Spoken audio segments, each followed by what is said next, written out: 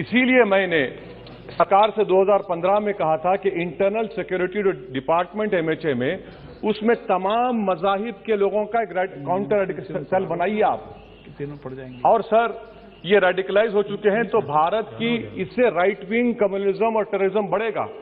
मैं आपसे अपील कर रहा हूं कि जो गलती एनडीए 1 में की थी आप वही करने जा रहे हैं। आपको नुकसान होगा, आपकी सरकार को नुकसान होगा, देश को तो, देश की सालिमियत को खतरा तो पैदा हो रहा है। सर मैं आपके जरिए से सरकार को यह भी बताना चाहूंगा कि जिन लोगों ने ये रेडिकलाइजेशन किया है आप इस पर गौर करिए, इन पर यूएपीए क्यों नहीं लगाते आप? अगर कोई स्पीच देता है, अगर कोई फेसबुक पर किसी क्रिकेट मैच पर किसी टीम की तायीद करता है तो यूएपीए लगता है। एक सिटिंग एमपी के ऊपर यूएपीए नहीं लगेगा सर, मैं सरकार पर छोड़ता हूं। सर चौथी बात यह है कि रेडिकलाइजेशन की जब बात होती है, हमने यहां पर एक कांग्रेस के बड़े नेता से सुना कि 2 भारत हैं दौलत के एतबार से। नहीं सर, भारत की दौलत मोहब्बत है, भारत की दौलत पैसों की दौलत नहीं है, भारत की दौलत मोहब्बत है। हां 2 भारत हैं, एक मोहब्बत पर जो पिछले कई बरसों से आबाद है और एक नफरत पर भारत बन रहा है। तो क्या आप दौलत की भारत की मिसाल देंगे या मोहब्बत की भारत की मिसाल देंगे? अगर मोहब्बत की भारत की मिसाल देंगे तो उसमें आपको मेरी जबान को रोकने के लिए गोली चलाने की जरूरत नहीं है। इस 2 भारत को समझने की जरूरत है।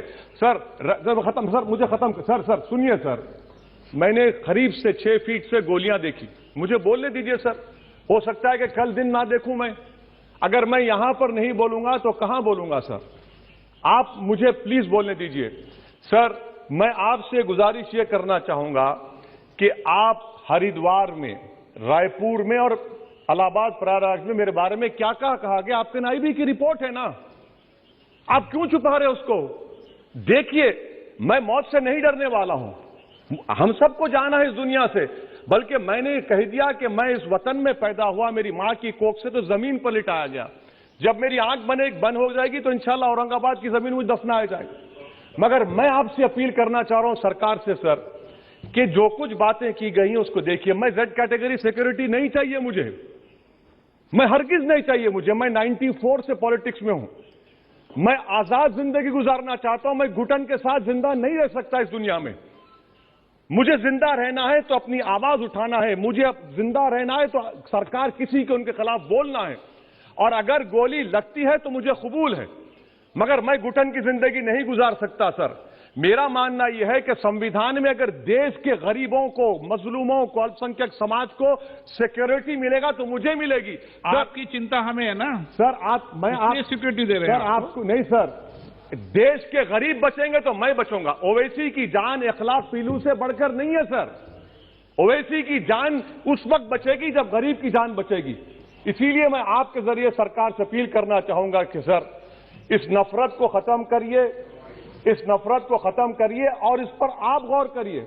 मैं नहीं लूंगा सिक्योरिटी, मैं जेड कैटेगरी नहीं चाहता हूं सिक्योरिटी। मुझे ए कैटेगरी का शहरी बनाइए आप, मुझे एक कैटेगरी का शहरी बनाइए ताकि मेरी और आपकी जिंदगी बराबर हो। जब देश के प्रधानमंत्री पर सिक्योरिटी ब्रीच हुआ, अपोजिशन की तरफ से मैंने कहा था कि गलत हुआ, सब सेक्युलर पार्टी के लोगों ने कहा कि ओवैसी तुम क्यों बोले? मैंने कहा नहीं, देश का प्रधानमंत्री मेरा है, सिक्योरिटी ब्रीच हुई तो एक्शन लेना चाहिए। मगर 4 मरतबा के एमपी पर कोई 6 फीट के फासले से 4 गोली चलाता है। मुझे मौत है, हम सबकी मौत है, मगर मैं इन गोली चलाने वालों से डरकर खामोश नहीं बैठने वाला हूं। और मैं दुआ करता हूं कि उत्तर प्रदेश में पुरअमन पोलिंग होगी इंशाअल्लाह।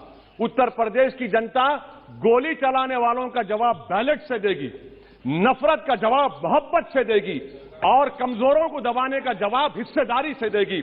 मेरी आपसे गुजारिश है सर कि मुझे जेड कैटेगरी नहीं चाहिए, मैं रिजेक्ट करता हूं।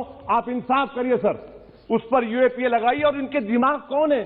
2 लोग रेकी करते हैं, उनको मालूम कि मैं मीरठ की ठोर से आ रहा हूं उस टोल गेट पर, और 6 फीट के फासले पर गोली चलाते हैं। तो आप देख लीजिए सर, आप सरकार के हवाले, अगर आप इंसाफ करना चाहें आप इंसाफ कर सकते, मगर रेडिकलाइजेशन आपको नुकसान पहुंचाएगा और इससे राइट विंग टेररिज्म बढ़ेगा। शुक्रिया sir. Thank you sir.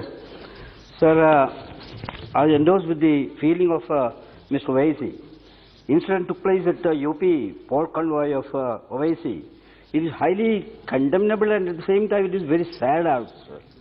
Asaduddin Owaisi को लोकसभा के भीतर आप सुन रहे थे। आपको बता दें उनके ऊपर हमले जो हुए थे, कार पर जिस तरह की गोलियों की तस्वीरें सामने आई, उसके बाद पहली बार वो लोकसभा में बोल रहे थे। उनकी ओर से जो बड़ी बातें कही गई हैं लोकसभा में, असदुद्दीन ओवैसी की ओर से स्पष्ट तौर से कहा गया है कि मुझे जेड कैटेगरी की सुरक्षा नहीं चाहिए। आरोपियों पर यूएपीए आखिर क्यों नहीं लग रहा, ओवैसी ये सवाल पूछ रहे हैं और इसके साथ ही सदन से न्याय की बात भी करते हैं। मुझे जेड स्टडी की कोई सुरक्षा नहीं चाहिए, ये बातें कहते हुए न्याय की मांग करते हुए लोकसभा के भीतर असदुद्दीन ओवैसी जो हैदराबाद से सांसद हैं और एआईएमआईएम के मुखिया भी हैं। अब इस पूरे मामले में आगे क्या होगा ये देखना महत्वपूर्ण रहेगा।